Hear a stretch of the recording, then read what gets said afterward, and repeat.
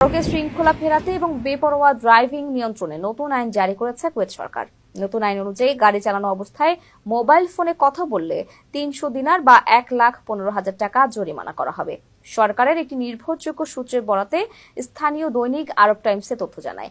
এ প্রতিবেদনে বলা হয়েছে, সড়কে নিরাপত্তা ফেরাতে এবং বেপরোয়া ড্রাইভিং নিয়ন্ত্রণ করার জন্য কঠোর শাস্তি আরোপ করতে চায় কুয়েত সরকার।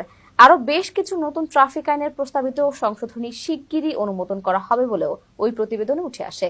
নতুন আইনে অ্যালকোহল পান করে গাড়ি চালানোর জন্য ১ থেকে ৩ বছরের কারাদণ্ড অথবা ১ থেকে ৩,০০০ দিনার পর্যন্ত জরিমানা, গাড়ি চালানোর সময় মোবাইল ফোন ব্যবহার করলে ৩ মাসের জেল বা ৩০০ দিনার জরিমানা, গতিসীমার উপরে গাড়ি চালানোর জন্য ৩ মাসের কারাদণ্ড বা ৫০০ দিনার জরিমানা, লাল বাতি ট্রাফিক সিগন্যাল ভাঙলে 3 মাসের কারাদণ্ড বা ২০০ থেকে ৫০০ দিনার পর্যন্ত জরিমানার কথা বলা আছে। গাড়ির গ্লাস রঙিন হলে ২ মাসের জেল বা সর্বোচ্চ ২০০ দিনার জরিমানা। ফায়ার ট্রাক, অ্যাম্বুলেন্স ও পুলিশের গাড়িকে রাস্তা না দিলে ২৫০ থেকে ৫০০ কুয়েতি দিনার পর্যন্ত জরিমানা আরোপ করা হবে।